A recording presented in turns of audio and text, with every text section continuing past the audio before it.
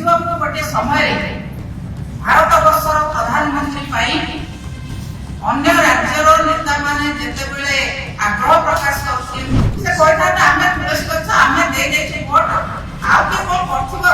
2002 ମସିହାରେ ନିୟମ ନଥିଲା ଯେ ଏଜେଣ୍ଟ ଦେଖେଇକି ଭୋଟ ଦବା। ଏବେ ସେଇ ବେଇମାନଙ୍କ ଭିତରୁ କିଛି ଯୋଉ 8 ଜଣ ବିଧାୟକ ବିଜୁବାବୁଙ୍କ ନାଁରେ ବିଜୁ ଜନତା ଦଳରୁ ଟିକେଟ ନେଇଛ, ନବୀନ ବାବୁଙ୍କ ଠାରୁ ଟିକେଟ ନେଇଛ, ବିଜୁ ଜନତା ଦଳରୁ କେବଳ ଶୋଷଣ କରିବାକୁ ଆସିଥିଲେ। ତାପରେ ବିଜୁ ବାବୁଙ୍କ ସହିତ ଜନତା ଦଳରେ କାମ କରୁଛି 97 ମସିହା ପର୍ଯ୍ୟନ୍ତ, 97 ମସିହା ପର୍ଯ୍ୟନ୍ତ ମୁଁ ବିଜୁ ବାବୁଙ୍କ ସହିତ କାମ କରିବାର ସୌଭାଗ୍ୟ ପାଇଥିଲି।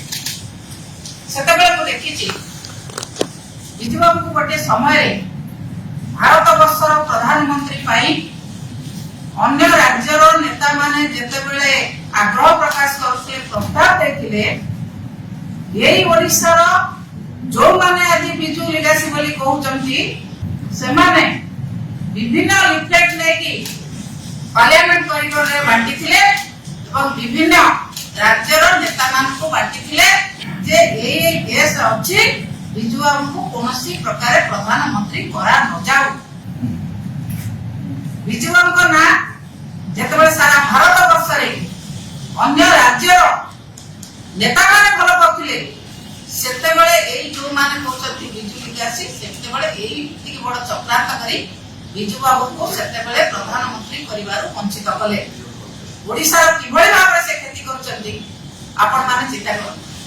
ଯୋଉମାନେ ଆଜି ବିଜୁ ଲିଗାସି କହୁଛନ୍ତି ଯଦି ଆଜି ରାଜ୍ୟସଭା ଭୋଟଟା ଏଜେଣ୍ଟକୁ ଭୋଟଟା ଦେଖେଇବାର ସୁଯୋଗ ନଥାନ୍ତା କି ନିୟମ ନଥାନ୍ତା ତାହେଲେ ଯୋଉମାନେ କ୍ରସ ଭୋଟିଂ କରୁଛନ୍ତି ସେଇମାନେ ଆସିକି ଆଗେ ଆପଣମାନଙ୍କୁ କହିଥାନ୍ତେ ଆମେ ଭୋଟ ଦେଇଛୁ। ସେ କହିଥାନ୍ତେ ଆମେ ତୁଳସୀ ଗଛ ଆମେ ଦେଇଦେଇଛୁ ଭୋଟ ଆଉ କିଏ କଣ କରିଥିବ ଆ ନା ତା ନା ଲୁଟି କହିଥାନ୍ତେ। 2002 ମସିହାରେ ନିୟମ ନଥିଲା ଯେ ଏଜେଣ୍ଟକୁ ଦେଖେଇକି ଭୋଟ ଦବା। ସେତେବେଳେ ଯୋଉମାନେ ବେଇମାନି କରିଥିଲେ ଏବେ ସେଇ ବେଇମାନଙ୍କ ଭିତରୁ କିଛି ଯୋଉ 8 ଜଣ ବିଧାୟକ ପୁଣି ଯେତେବେଳେ ଭୋଟ ଦେଖେଇକି ଦେବାର ବ୍ୟବସ୍ଥା ହେଇଛି ପଇସା ନେଇକି କିଣା ହେଇଛି। ମାନୁନାହାନ୍ତି କାହିଁକି? ବିଜୁ ବାବୁଙ୍କ ନାଁ ଭଲ ଲାଗେ ନାହିଁ, ବିଜୁ ବାବୁଙ୍କୁ ପ୍ରକୃତରେ ଭଲ ପାଆନ୍ତି ନାହିଁ। ବିଜୁ ଜନତା ଦଳରୁ କେବଳ ଶୋଷଣ କରିବାକୁ ଆସିଥିଲେ, ଟିକେଟ ନେଇକି କ୍ଷମତା ଉପଭୋଗ କରିବାକୁ ଆସିଥିଲେ। ମୁଁ ତ କହିଛି ଆପଣମାନଙ୍କ ଆଗରୁ ବିଜୁ ବାବୁଙ୍କ ନାଁରେ ବିଜୁ ଜନତା ଦଳରୁ ଟିକେଟ ନେଇଛ, ନବୀନ ବାବୁଙ୍କ ଠାରୁ ଟିକେଟ ନେଇଛ, ନବୀନ ବାବୁଙ୍କ ଦସ୍ତଖତରେ ଟିକେଟ ନେଇଛ, ସତ୍ସାହସ ଅଛି ରେଜିଗ୍ନେସନ ଦିଅ, ଯୋଉ ଦଳରେ ଯାଇକି ବିକ୍ରି ହେଇଛ ସେଇ ଦଳରୁ ଟିକେଟ ନେଇକି ଜିତିକି ଆସ। ଆମେ ଜାଣିବୁ ତମେ ପ୍ରକୃତରେ ତମର ଲୋକପ୍ରିୟତା ଅଛି ଏବଂ ତମକୁ ଲୋକମାନେ ସାହାଯ୍ୟ କରୁଛନ୍ତି। ବିଜୁ ବାବୁଙ୍କର କେତେ କ୍ଷତି ହେଇପାରିବ ସେତେବେଳେ ଯୋଉମାନେ କ୍ଷତି କରିଥିଲେ ମୁଁ ହଉଛି ତାର ଭୁକ୍ତଭୋଗୀ। ମୁଁ ହଉଛି ଭୁକ୍ତଭୋଗୀ। ଯେତେବେଳେ 90 ମସିହାରେ ମତେ ଟିକେଟ ଦିଆହେଲା ବିଜୁ ବାବୁଙ୍କ ଟିକେଟକୁ କିଭଳି ଭାବରେ କଟାଯିବ, ବିଜୁ ବାବୁଙ୍କ ପାର୍ଟି କେମିତି ହାରିବ ମୋ ବିରୁଦ୍ଧରେ ମଧ୍ୟ ଦିଆଯାଇଥିଲା ସେତେବେଳେ କ୍ୟାଣ୍ଡିଡେଟ। ତାର ମାଠିଆ ଚିହ୍ନ ଥିଲା 90 ମସିହାରେ ଚକ୍ରାନ୍ତ ଥିଲା ସେତେବେଳୁ। ତାପରେ 95ରେ ମଧ୍ୟ ଦିଆଯାଇଥିଲା କ୍ୟାଣ୍ଡିଡେଟ ମୋ ବିରୁଦ୍ଧରେ ରାଇଭେଲ କ୍ୟାଣ୍ଡିଡେଟ ମଧ୍ୟ 95ରେ ଦିଆଯାଇଥିଲା। ତାର ସାଇକେଲ ଚିହ୍ନ ଥିଲା ଯାହାକୁ ସେ କ୍ୟାଣ୍ଡିଡେଟ କରିଥିଲେ। এইভাবে ভাবে বিজু বাবুଙ୍କୁ দ্বিতীয় থর মুখ্যমন্ত্রী ন করে দেওয়া পাই বিভিন্ন নির্বাচন মন্ডলীরে সে ক্যান্ডিডেট ଦେଇଥିଲେ। ମୁଁ ହଉଛି ଭୁକ୍ତଭୋଗୀ। ମୋ ବିରୁଦ୍ଧରେ 3 ଥର କ୍ୟାଣ୍ଡିଡେଟ ଦିଆଯାଇଛି ସେତେବେଳେ। ଏବେ ସେମାନେ କହୁଛନ୍ତି ବିଜୁ ଲିଗାସି। ବିଜୁ ବାବୁ ଯୋଉଭଳି ଭାବରେ ସାରା ପୃଥିବୀରେ ତାଙ୍କର ନାଁ ଚର୍ଚ୍ଚା ହେଉଥିଲା, ଯୋଉଭଳି ଜଣେ ଦକ୍ଷ ପାଇଲଟ, ଦୁର୍ଦ୍ଦଶ ସ୍ୱାଧୀନତା ସଂଗ୍ରାମୀ, ତାଙ୍କର ନୀତି ଆଦର୍ଶ ହଉଛି ଯେ ମାଟିକୁ ଆଗକୁ ନେବା, ଜାତିକୁ ଆଗକୁ ନେବା, ଏ ପୁଅ ଝିଅମାନଙ୍କୁ କର୍ମଠୁ କରିବା, ସମସ୍ତଙ୍କୁ ଶକ୍ତି ସାହସ ଯୋଗାଇବା। ଏମାନେ କୋଉଟାକୁ ଗ୍ରହଣ କଲେ? ବିଜୁ ବାବୁଙ୍କର କେବଳ ଗ୍ରହଣ କଲେ କଣ?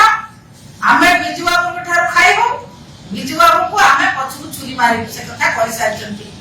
ତାପରେ ତାଙ୍କ ପୁଅଙ୍କ ପାଖକୁ ଆସିଲେ, ତାଙ୍କ ପାଖରୁ ଟିକେଟ ନେଲେ, କ୍ଷମତା ଉପଭୋଗ କଲେ। ସେତେବେଳେ ତାପରେ ପୁଣି ଆଜି ପଛରୁ ଛୁରୀ ମାରିଲେ। ଯଦି ଆଜି ରାଜ୍ୟସଭା ଇଲେକ୍ସନ ହେଇନଥାନ୍ତା ସେଇମାନେ ମଧ୍ୟ ଆଜି ନବୀନଙ୍କ ଚାରିପଟେ ବୁଲୁଥାନ୍ତେ। 2 ବର୍ଷ ପର୍ଯ୍ୟନ୍ତ ଟିକେଟ ନେଇକି ନବୀନଙ୍କ ଚାରିପଟେ ବୁଲିଛନ୍ତି।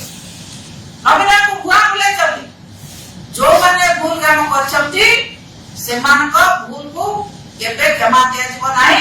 ନବୀନ ବାବୁ ଯୋଉଭଳି ଭାବରେ ନେଇଛନ୍ତି ପଦକ୍ଷେପ ନେଇଛନ୍ତି ତାଙ୍କୁ ସସ୍ପେଣ୍ଡ କରାଯାଇଛି ଏବଂ ତାଙ୍କ ପାଇଁ ସୁପ୍ରିମକୋର୍ଟ ପର୍ଯ୍ୟନ୍ତ ଆମେ ଯିବୁ। ଯୋଉଭଳି ଭାବରେ ସେ ଭୁଲରେ ଭୋଟ ଦେଇଛନ୍ତି ଏବଂ ପଇସା ନେଇକି ବିକ୍ରି ହେଇଛନ୍ତି ତାଙ୍କ ମୁଖା ଲୋକଙ୍କ ପାଖରେ ଖୋଲିବ। ସେ ଯୋଉଭଳି ଭାବରେ ଲୋକ ଏଇଠି ବେଜିତ କରୁଛନ୍ତି ନିର୍ବାଚନ ମଣ୍ଡଳରେ ସେଥିରୁ ରକ୍ଷା ପାଇବା ପାଇଁ ବିଜୁ ବାବୁଙ୍କ ନାଁ ନେଉଛନ୍ତି। ବିଜୁ ବାବୁଙ୍କ ନାଁ ନେଇକି ବିଜୁ ଜନତା ଦଳର ପୋଷ୍ଟରରେ ନବୀନ ବାବୁଙ୍କ ନୀତି ଆଦର୍ଶରେ ଦେଇକି ଆସିଥିଲେ। ସତ୍ସାହସ ଅଛି, ମୁଁ ପୁଣି ଥରେ ଆହ୍ୱାନ କରୁଛି, ସତ୍ସାହସ ଯଦି ଅଛି ରିଜାଇନ ଦିଅନ୍ତୁ। ଅନ୍ୟ ଯାହାକୁ ଭୋଟ ଦେଇଛନ୍ତି ତାଙ୍କ ଫଟୋ ମାରିକି ତାଙ୍କ ନୀତି ଆଦର୍ଶ କହିକି ଭୋଟ ଲଢିକି ପୁଣି ବିଧାନସଭାକୁ ଆସନ୍ତୁ। ଆମେ ଜାଣିବୁ ସେ ଠିକ ଭାବରେ ଲୋକପ୍ରିୟ ନେତା କିଛି କରିପାରିବେ ନାହିଁ। ସେମାନେ କେବଳ ମିଛ କଥା କହିକି ବଞ୍ଚିବାକୁ ଚେଷ୍ଟା କରୁଛନ୍ତି। କିନ୍ତୁ ବିଜୁ ଜନତା ଦଳର ସର୍ବୋଚ୍ଚ ନେତା ପୂର୍ବତନ ମୁଖ୍ୟମନ୍ତ୍ରୀ ନବୀନ ପଟ୍ଟନାୟକ ମହୋଦୟ ଯୋଉଭଳି ଭାବରେ ପଦକ୍ଷେପ ନେଇଛନ୍ତି ଉଚିତ ପଦକ୍ଷେପ ନେଇଛନ୍ତି। ଭବିଷ୍ୟତରେ এই দিনে ଦି ଦିନ ଭିତରେ ଆଉ ଯାହା ପଦକ୍ଷେପ ନିଆହେବା କଥା ଆହୁରି କଠୋର ପଦକ୍ଷେପ ନିଆଯିବ। ଆମେ ସୁପ୍ରିମକୋର୍ଟ ପର୍ଯ୍ୟନ୍ତ ଲଢିବୁ। ଯେ ପର୍ଯ୍ୟନ୍ତ ସେମାନେ ତାଙ୍କ ଭୁଲ ସ୍ୱୀକାର ନ କରିଛନ୍ତି ମାନ୍ୟବର କୋର୍ଟରେ ଆମେ ଲଢିବୁ। ସୁପ୍ରିମକୋର୍ଟରେ ମାନ୍ୟବର କୋର୍ଟ ନିଶ୍ଚିତ ଭାବରେ ଆମକୁ ନ୍ୟାୟ ଦେବେ। ଯୋଉଭଳି ଭାବରେ ଭୁଲରେ ସେମାନେ ନେଇଛନ୍ତି ଦିଟା କ୍ରସ୍ ଭୋଟିଂ ସେମାନେ କରିକି ଦିଥର ଭୋଟ ଦେଇକି କୋଉଠି ଭାରତ ବର୍ଷରେ ନାହିଁ ଜଣେ ଭୋଟ ନେଇ ବାଲଟ ପେପର ନେଇ ତା ଦେହରେ ଭୋଟ ଦେଇସାରି ପୁଣି ଆସି କହିବ ଭୁଲ ହେଇଗଲା।